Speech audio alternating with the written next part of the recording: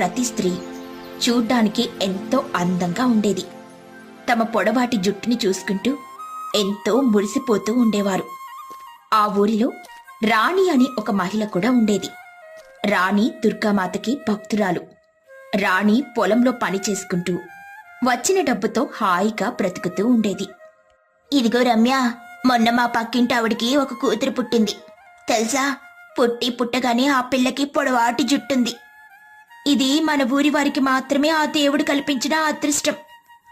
అలా రాణి తన స్నేహితురాలైన రమ్యతో మాట్లాడుకుంటూ ఉంటుంది.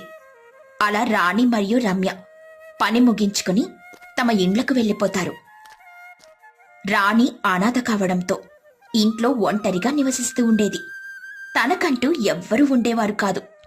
అలా రాణి తన కోసం ఆహారాన్ని వండుకొని తిని ఇంట్లో నిద్రపోతూ ఉంటుంది. అలా అర్ధరాత్రవుతుంది.